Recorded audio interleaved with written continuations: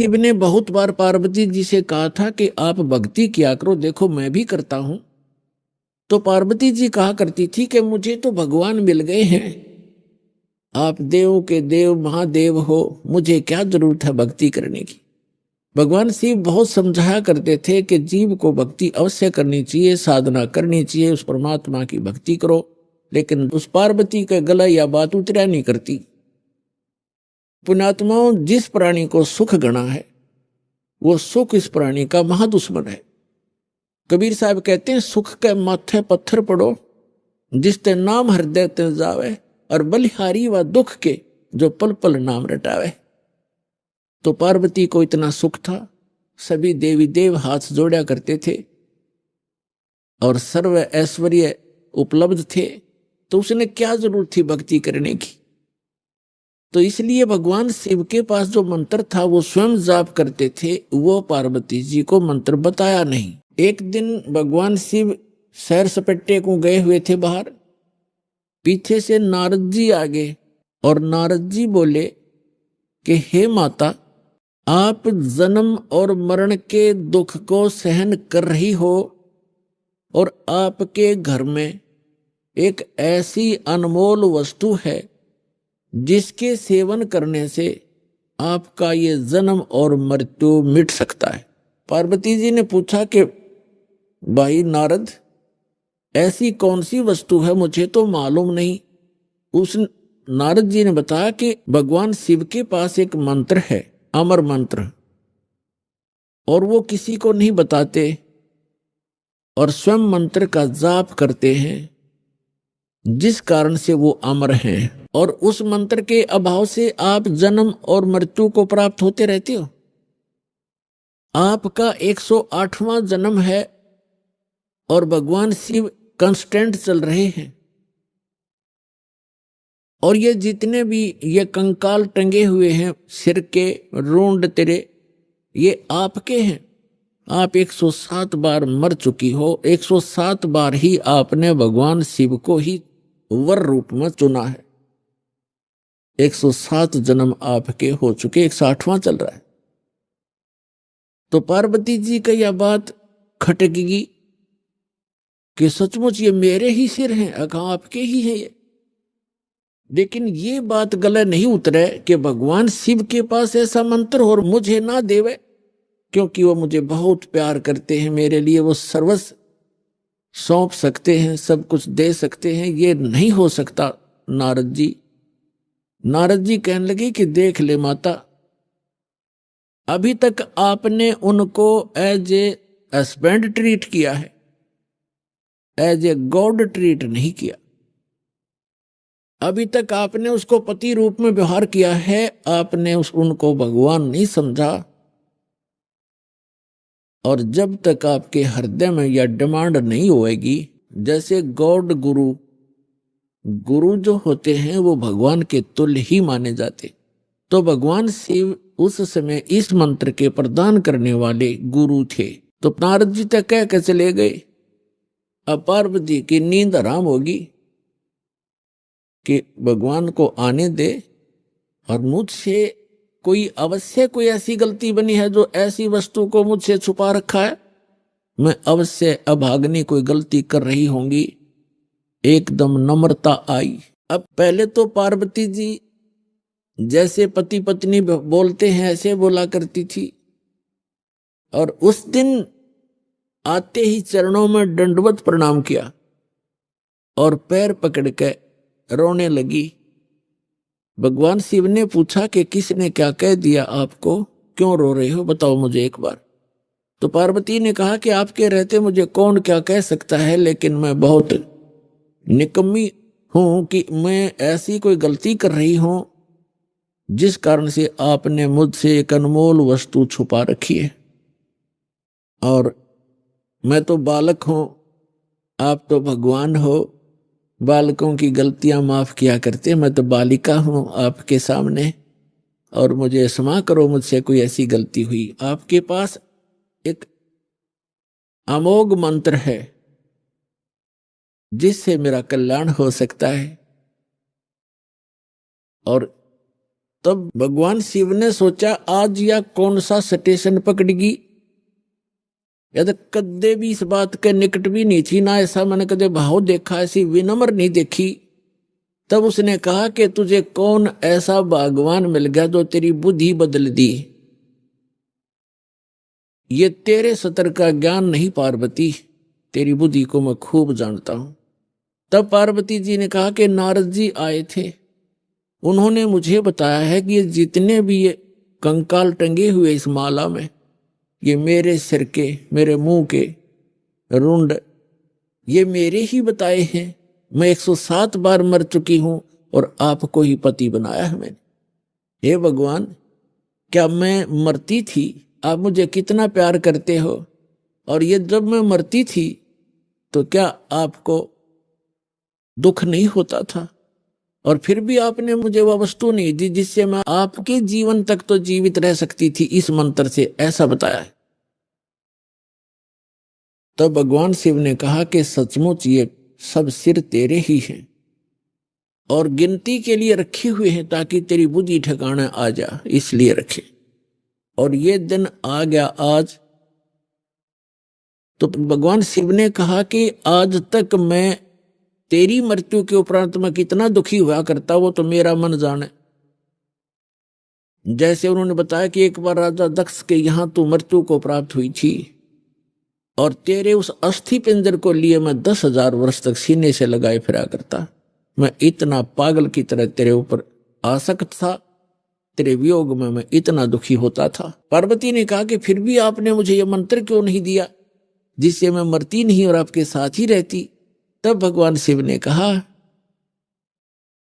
कि ये मंत्र ऐसे नहीं दिया जा सकता, जब तक जिज्ञासा प्रबल ना हो इस मंत्र के बताने का कोई लाभ नहीं बताने वाले को, बल्कि पाप ही लगता है। अब जैसे एक सीप होती है जिससे मोती बनते हैं, एक जीव होता है समुद्र में, उसका ऊपर का जो बॉडी होता है वो बहुत सख्त होता है और छोटा सा सीप होता है। जिस समय समुद्र के अंदर एक ऐसा वातावरण बनता है, उसको प्यास लगती है और वो समुद्र के जल को ग्रहण नहीं करती, वो ऊपर आ जाती है सतह पर, पानी के ऊपर की सतह पर। और जब स्वाति नक्षत्र की ऊपर से कोई बूंद आसमान से उसके मुख पर गिर जाती है उस समय, तो उस बूंद से जब मुंह खुला हो सीप का, उसकी डिमांड होती है उस बूंद की, आसमान के पानी की बूंद की, और उसमें मुंह खुला हो और उसमें वर्षा हो रही हो, तो मुंह खुले हुए पर एक ही बूंद पर्याप्त है उसमें मोती बनाने के लिए, और मुंह खुला ना हो और सीप बेशक ऊपर सतह पर जल के ऊपर घूम रही हो, चाहे सारा सामन बरस जा, उस मोती नहीं बन सकता क्योंकि उसका मुंह खुला नहीं है। तो ऐसे ऊपर बगैर मुंह खुले और उस बूंद की कोई वैल्यू नहीं है, व्यर्थ जाती है। ठीक इसी प्रकार भगवान शिव ने बताया कि आपके अंतःकरण का मुंह खुला नहीं था, आपके अंदर ये जिज्ञासा उत्पन्न नहीं हुई थी, इसकी डिमांड नहीं हुई थी। और आज नारद जी ने आपके अंदर ये प्रेरणा पैदा करके आपके अंतःकरण की वो डिमांड प्रेरित कर दिया, आपको आपकी प्रबल इच्छा होगी। अब ये मंत्र दूंगा पार्वती तो तेरा काम करेगा। पहले मैंने बहुत बार कोशिश की थी कि आपको ये मंत्र दूं, लेकिन आपने तो कान्ना पे कटाड़ी सारी बात, और कभी भी नहीं आपने भक्ति करने की सोची भी नहीं।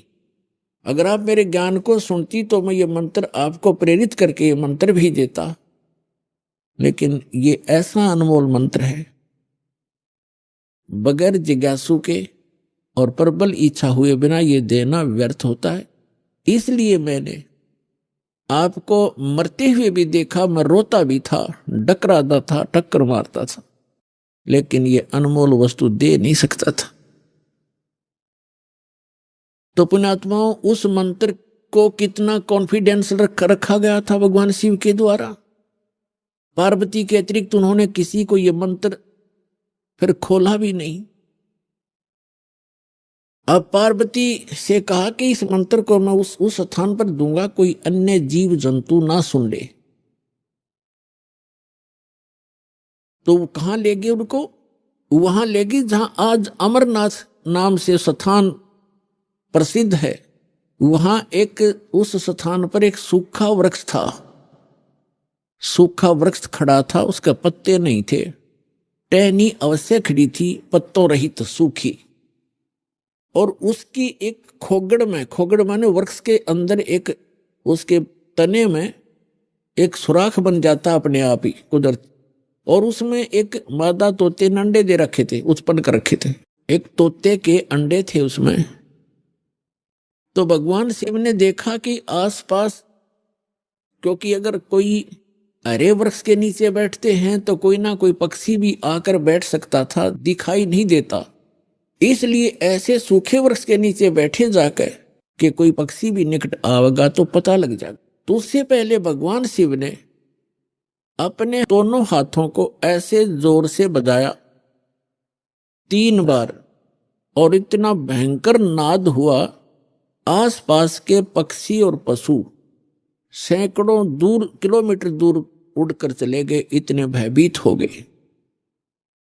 और जो अंडे थे वो भी बच्चे बनकर उड़ गए। एक अंडा वो खराब था, डिफेक्टिव था, वो वहां रह गया। अब पुण्यात्माओं देखना, ये है कंप्लीट स्पिरिचुअल नॉलेज, ये संपूर्ण अध्यात्म ज्ञान है। अब आप देखते हो जैसे अस्थि उठाते हैं, अस्थि फूल उठाते हैं, जो हार्ड जीव के, मनुष्य के, स्त्री या पुरुष के जला दिए जाते हैं, शरीर को अंतिम संस्कार कर दिया जाता है शरीर का, उसके बाद उसके कुछ कण हड्डियों के बच जाते हैं, उनको फूल बोलते हैं, अस्थि बोलते हैं। उनको वहां से उठाया जाता है उस राख से, और कहाँ डाल के आते हैं? गंगा में, दरिया में। क्यों डालते हैं? ये तो एक बहकाने वाली बात है कि वहां गति करवाने जाते हैं। मरने के बाद जीव चला गया जहां जाना था, उन हड्डियों के कहीं फेंकने से, दरिया में डालने से गति होती है। उसका मूल उद्देश्य ये है कि जैसे हम जिस बॉडी में रहे हैं, ये शरीर हमने सबसे प्रिय है। इंसान कोई रोगी हो जाता है, रोग भयंकर होता है, उसमें बहुत इलाज करवाना पड़ता है, तो अपने मकान और जमीन को भी बेचकर इस शरीर को सुरक्षित रखना चाहता है। ये कितना प्रिय होता है। और इसको छोड़कर जब ये प्राणी जाता है, पहले ये ऊपर ले जाया जाता है, वहां तपस्शिला पर इसको भूना जाता है, इसके अंदर से गंध निकालकर फिर इस जीव को फेंक दिया जाता है। ये आकाश मार्ग से आकर धर्मराज के दरबार में पंक्ति में खड़ा हो जाता है। इस प्रोसेस में इसको 10-12 दिन लग जाते हैं, इसलिए 13वें दिन ये वापस आ जाता है जहां इसने गधा बनना है, कुत्ता बनना है, सूअर बनना है या भूत बनना है, उस लाइन में फिर लग जाता है। तो ये प्रेत बन जाते हैं अधिकतर। भूत पूज कर भूत बनेंगे, तो हम सब भूतों की पूजा ही करते थे। तो प्रेत बनकर आता है कहां? अपने घर में। घर से फिर अपने शरीर को खोजता है, मेरा शरीर कहाँ, उसमें प्रवेश करूं। फिर वो वहां से चलता चलता जाता है, क्योंकि एक फिल्म सी बनी होती है, वो फिर वहां जाता है जहां उसका अंतिम संस्कार किया होता है। तो वहां अगर वो अस्थि नहीं उठाई जाती है तो वो जीव उन अस्थियों को चिपक जाता, मेरी है, ये मेरी है, उनका चिपका रहता वहां पर। और जिन गुरुओं को ज्ञान तो था नहीं, उन्होंने सोचा कि ये अस्थि अगर यहां से उठाकर और कहीं फेंक आवे, दरिया में डाल दें, तो ये उस प्रेत का हाथ ना लगे, वो यहां चिपक कर ना बैठे इन शमशान घाट में, यहां गांव में ना रहे, कहीं और चला जा। इसलिए उसको उठाकर उनकी अस्थियों को जल प्रवाह कर देते हैं। वहां डालने के बाद फिर इसको पता ही नहीं लगता वो कहाँ गई। इनका ये उद्देश्य होता है कि वो वहां से जगह छोड़ जावे, उनकी खोज में उड़ा गंगा किनारे धक्के खाता रहे। तो पुण्यात्माओं, ये अस्थि उठाने की ये प्रक्रिया यहां से चली है। और इसे उठाओ या ना उठाओ, ये कोई फायदा नहीं, उसमें कोई लाभ या हानि नहीं है उस जीव को जो चला गया शरीर को छोड़कर बाद की क्रियाओं से। अब ऐसे ही जैसे आपको बहुत बार बताया है कि इस प्राणी को मानव शरीर दो प्रकार से प्राप्त होता है। एक तो 84 लाख योनियों को भोग गए, एक टर्न वाइज एक मानव शरीर कंपलसरी प्राप्त होता है। और दूसरे प्रकार का वो होता है जो शुभ संस्कारों से लगातार भी कई मनुष्य जीवन आपके पूर्व जन्म के पुण्य संस्कारों से हो जाते हैं। तो एक सुखदेव नाम के ऋषि हुए, फिर वो बाद में उनकी आत्मा 84 लाख योनियों को भोगती भोगती, और तोते का संस्कार था उसका। अब तोते में उसका इतना ही संस्कार था कि उसके निमित्त था वो अंडा। जैसे गर्भ में ही कई बच्चे मर जाते हैं तो उनका उतना ही संस्कार होता है उस मनुष्य जीवन का, तो वो पूरा कर लिया उसने। एक मनुष्य जीवन गर्भ में मर जाना, बाहर आते ही मर जाना, इस तरह। अब उसका संस्कार था इतना ही कि उस अंडे में उसकी आत्मा आई और अंडा गंदा हो गया। अब उसके बाद भी वो उसका चिपका रहा कि मेरा है, वो आत्मा वही रही।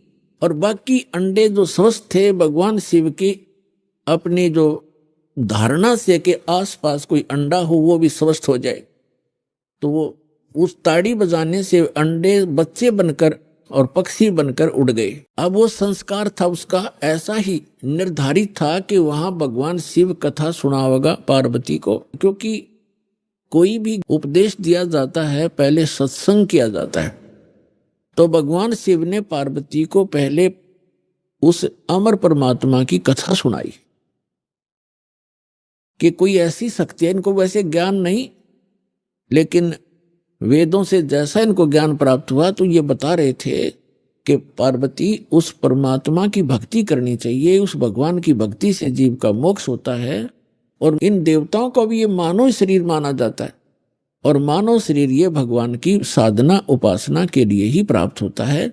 और फिर वो बताने लगे कि ध्यान लगाओ, मैं बताता जाता हूं, जहां टारगेट मैं आपको बताऊं आपकी सुरती वहीं पहुंचे। क्या बताया कि मूल कमल जो गुदा के पास है, रीढ़ की हड्डी के अंदर की तरफ, उसमें गणेश जी का वास है और उसका किलियम जाप है। और ऐसे इसको ऐसे ऐसे बोल है। फिर बताया कि उससे 2 उंगल ऊपर सावित्री और ब्रह्मा जी का कमल है, उसका ये मंत्र है। फिर बताया शरीर के इसके ऊपर नाभि कमल है, उसमें विष्णु और लक्ष्मी का वास है, और वहां पर ये मंत्र है जो आपको दिए जाते हैं, इनको जाप करो। उसके बाद फिर हृदय कमल है, उसमें महादेव और पार्वती का स्थान है। अपनात्माओं, ये लीला आपको बहुत देर से समझ में आओगा। ये ज्ञान आपको पहले भी बताया है कि ये काल क्या लीला करता है। ये एक ब्रह्मांड के सर्वोपरि शिखर में, चोटी में, वहां 3 स्थान बनाकर रहता है और वहां 3 ही रूप धारण कर लेता है, और वहां इस दुर्गा के ये 3 ही रूप बनाकर अपने साथ रखता है। जैसे एक रजोगुण प्रधान क्षेत्र है, उसमें स्वयं ये चतुर्मुखी रूप धारण करके और लक्ष्मी को सावित्री रूप बनाकर अपने साथ रखता है। एक सतोगुण प्रधान क्षेत्र है, उसमें ये स्वयं विष्णु रूप धारण कर लेता है और दुर्गा को लक्ष्मी रूप में रखता है। और तीसरा वहां पर एक तमोगुण प्रधान क्षेत्र है, उसमें ये स्वयं अपना शिव रूप धारण करके, जैसा शिव आप देखते हो, और उसके 5 मुख हैं, उस शिव के भी 5 मुख हैं। वहां पर जब ये बनाता है वो 2 एक भी रख लेता है, ऐसा इसकी लीला है। तो 1000 तक ये मुख बना सकता है ये काल। तो वहां ये शिव रूप में रहता है और दुर्गा को पार्वती रूप में रखता है। तो जो हमारे कमलों के अंदर जो हमने जो दिखाई देंगे देवता, वो वही उसी का रिफ्लेक्शन दिखता है।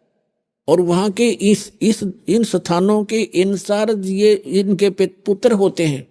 जहां इनके कार्यालय हैं, जैसे शिवपुरी है, विष्णुपुरी है, ब्रह्मापुरी है, ये अलग है, और वहां पर रिफ्लेक्शन उसका ही आता है।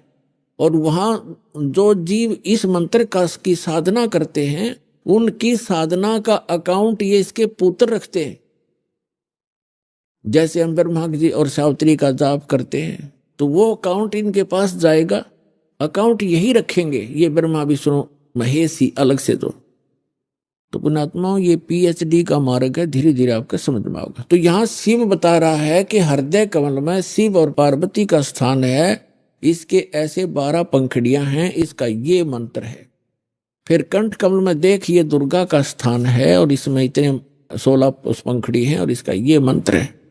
तो ऐसे जब वो जाप करती हुई जा रही थी, फिर कहा कि त्रिकुटी की तरफ चलो पार्वती। अब जो ही वो ऊपर को उठी, यहां से समाधिस्थ हो गई वो, क्योंकि पुण्यात्माएं जो होती हैं उनका शरीर एक बहुत कोमल होता है, उनमें इतने विकार नहीं होते जैसे हम कलयुग में आ गए। सतयुग में क्या था? सतयुग में प्रत्येक व्यक्ति कोई भी था, जन साधारण भी और ब्राह्मण गुरु भी, उनकी समाधि तुरंत लग जाया करती थी, क्योंकि शरीर इतना पिछले पुण्य संस्कारों से इतना कोमल होता था, इतना स्वच्छ होता था, आसानी से समाधि लग जाती थी। तो ऐसी वो शरीर था पार्वती का, तो स्वयं उनका एकदम समाधि लग गई। वो अंदर सुरती उसकी कमलों में चली गई और उन कमलों में घुसकर वो नजारा देखने लगी। अब जैसे पुण्यात्माओं, आप सिनेमा देखने जाते थे पहले, अब तो नहीं देखेंगे हम, पहले सिनेमा देखने जाते थे 3 घंटे, 3 घंटा का न्यू पता नहीं चला था किस में गए, क्योंकि कभी कुछ देख रहे हैं, कभी कुछ देख रहे हैं, कभी कुछ देख रहे हैं। 1 सेकंड में वो होया पावा था, खत्म होगी भाई। और बस स्टैंड पे बस की इंतजार कर ले, 10 मिनट में 20 बार उठेगा, 10 बार बैठेगा, आई किसी आई। तो इस तरह हम जो समाधिस्थ ऋषि होते थे, इनकी काल रोल मारा करता, इन मूर्ख बनाया करता। जैसे किसी भी एक कमल में ये प्रवेश कर गए, एक कमल जैसे टीवी चैनल में कोई चैनल ऑन कर लिया और उसमें जो भी नज़ारे हैं वो यहाँ से बिल्कुल हटकर हैं, और वो ऐसे दृश्य हैं यो मन देखता देखता दंग रह जाता है, इसको पता नहीं चलता कितना समय बीत गया। तो इस प्रकार वो काफी समय तक ये नज़ारे देखा करते, मोक्ष नहीं हुआ इनका। तो जो दास आपको कंसेप्ट क्लियर करने जा रहा है, इस प्रकार पार्वती का कोई चैनल ऑन हो गया और उस चैनल में वह घुस गई, लागी सिनेमा देखने। अब जब सुरती चली जाती है दूर, तो आभास शरीर को नहीं होता। जैसे हमने कई बार देखा कि बातें कर रहे होते हैं बस स्टैंड पर, और कुछ जो हमें नहीं जरूरत जिन व्हीकलों की, जैसे हम इंतजार कर रहे हैं बस की, अरे कोई ट्रक आ गया और उसके हमारे पास से गुजर गया हॉर्न देता हुआ, हमें पता भी नहीं वो हॉर्न कब देकर बजा के चला गया।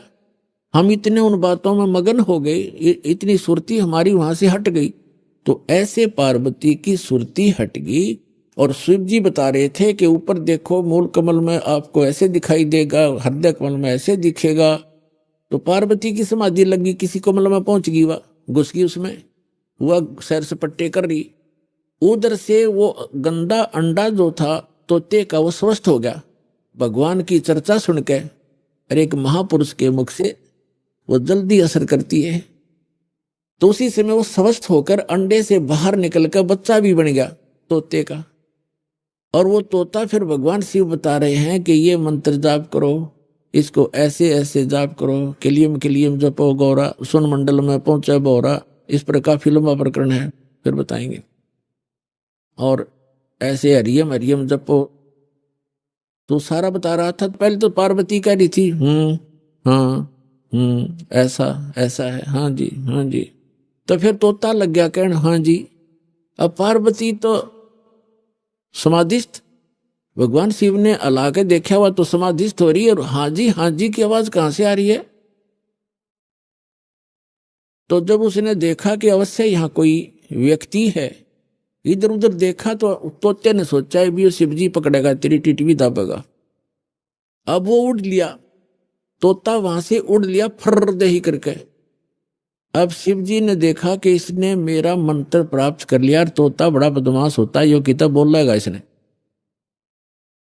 और ये ऐसे बताने से किसी व्यक्ति के हाथ लग गया। जैसे ये राक्षस क्यों बन गए, जो साधना करते थे मर्यादा तोड़ गए, सब विकार करने लग गए, और उस भक्ति से उसमें सिद्धियां उतनी ही आ गई जो देवताओं में थी, लेकिन उनके कर्म बिगड़ गए, तो वो बराबर की शक्ति युक्त हो गए और दुखदाई एलिमेंट बन गए। इसलिए इन मंत्रों को अभी तक हम गुप्त रखते हैं कि एक आम, जो बगैर किसी अधिकारी के इसको दिया नहीं जा सकता, ये हानि कर सकता है, फिर आम समाज के लिए भी दुखदाई बन जाता है। तो ये कारण था कि जनसाधारण कहते हैं, भाई ये मंत्रों को तुम्हारे गुरुजी गुप्त क्यों रखते हैं। अब उनको क्या पता, जगत को भगत की मर्यादाओं का ज्ञान नहीं होता, तो श्रेआम सार्वजनिक क्यों नहीं करते, वो सबको क्यों नहीं बताते। कोई बात है, अब आपके पास 20 लाख रुपये हैं तो बांट देना सबको, खड़ा होगा गली में बांट दे, 10-10 रुपये, 100-100, 500, 1000-1000। जब तेनों कहेगा कौन से बेटे ने दो, सा ठीक ठाक रखे, खराब ना कर दे। तो ये एक अनमोल धन है, ऐसे नहीं बांटा जाता। तो भगवान शिव पीछे पीछे और तोता आगे आगे, दोनों में सिद्धि, उस मंत्र से वो भी मंत्रित होकर के सिद्धि युक्त हो गया और वो भाग लिया। आगे तोते का शरीर छोड़कर वेद व्यास की पत्नी ने जमाई ली, उसके माध्यम से वो सूक्ष्म रूप से गर्भ में पहुंच गया। और जब उनका मिलन हुआ पति पत्नी का, तो उस समय उसने उसमें बॉडी धारण कर ली वेद व्यास और उसकी पत्नी से, और गर्भ में रहा। तो भगवान शिव आए पीछे पीछे और कहा कि व्यास की पत्नी, तेरे पेट में मेरे ज्ञान का चोर है, मैं इसे मारूंगा। तो उसने कहा कि क्यों मारोगे, क्या क्या गुस्ताखी कर दी, ये दी कोई जीव, मुझे तो मालूम नहीं, आप तो अंतर्यामी हैं भगवान, आपने को पता होगा। क्या बात होगी कि इसने मेरा अमर मंत्र चुरा लिया, सुन लिया, और ये अमर हो गया, और कहीं ये किसी और को बताओगा, इसलिए मैं इसने खत्म करूंगा, मारूंगा। तो व्यास की पत्नी कहने लगी, बोले नाथ, एक तरफ तो आप कहते हो ये अमर हो गया, अमर हो गया तो आप मारोगे कैसे इसको। तो शिव जी वहां से आ गया, भाई बात तो ठीक है, गर्भ में ऐसे साधक को हानि नहीं पहुंचा सकता, जो पूर्व जन्म के कुछ संस्कारी होते हैं वो गर्भपात से मरण नहीं होता उनका। और फिर व्यास जी और उसकी पत्नी भी साधक थे, तो साधक को कोई भी देव जो हानि नहीं पहुंचा सकता। तो भगवान शिव वापस आ गया। अब कहने का भाव ये है दास का कि पार्वती जी को वो मंत्र मिला भगवान शिव से, कहां, जहां पर आज हम एक अमरनाथ का मंदिर मानते हैं, अमरनाथ मानते हैं, और वहां अपने कल्याण के लिए हम वहां दर्शनार्थ जाते हैं कि हमारा मोक्ष हो जाएगा। अमरनाथ पर जाने से नहीं, अपने आत्माओं वो मंत्र से मोक्ष हुआ पार्वती का, उस अमरनाथ से नहीं। अमरनाथ एक स्थान है जहां पार्वती जी को वो अनमोल मंत्र प्राप्त हुआ था। अब इस दास के पास वो कंप्लीट स्पिरिचुअल नॉलेज है, वो अमर मंत्र है। ये अमर मंत्र जो भगवान शिव ने पार्वती जी को दिया, ये तो इतना अमर है, जब तक शिव रहेगा पार्वती की मृत्यु पुनः नहीं होगी, और एक दिन पार्वती भी मरेगी, शिव भी मरेंगे, ये अविनाशी नहीं है। इसका प्रमाण है श्री देवी भागवत 3रा स्कंद सचित्र मोटा टाइप 3रे स्कंद में गीता प्रेस गोरखपुर से प्रकाशित के 123 पृष्ठ पे भगवान विष्णु स्वयं कहते हैं, अपनी माता की स्तुति करते हैं दुर्गा की, तुम शुद्ध स्वरूपा हो, ये सारा संसार तुम्ही से उद्भासित हो रहा है, मैं ब्रह्मा और शंकर आप ही के कारण हम वर्तमान हैं, और हमारा तो आविर्भाव माने जन्म और तिरोभाव माने मृत्यु हुआ करता है, हम अविनाशी नहीं है। अपने आत्माओं, जैसे इस दास से मंत्र आप जी को बरवाला के पुराने आश्रम में मिला है, तो उसके लिए वो पुराना आश्रम अमरनाथ है जहां वो मंत्र मिला आपको। अब उस बरवाला आश्रम में माथा टेकने तो नहीं, उस मंत्र के जाप करने से आपका मोक्ष होगा। और वो मंत्र आपको ये दास कहीं भी मिल जावे, जैसे घर घर जाया करते थे हम, वो घर में मंत्र देते थे, तो उनके लिए वो स्थान है, वो अमरनाथ जहाँ ये मंत्र मिला था, उस अमर मंत्र के मिलने वाले स्थान से मोक्ष नहीं, चाहे मत्था टेको चाहे ना टेको, उस मंत्र के जाप से मर्यादा में रहते हुए साधना करने से आपका मोक्ष होगा। जैसे पहले हम नगर नगर में जाकर सत्संग करने लगे थे और वहां टेंट लगाया करते थे, ग्राउंड में ईंटों की भट्ठी बनाकर हलवा खीर बनाते थे और सत्संग करके हम दूसरे शहर में चले जाते थे।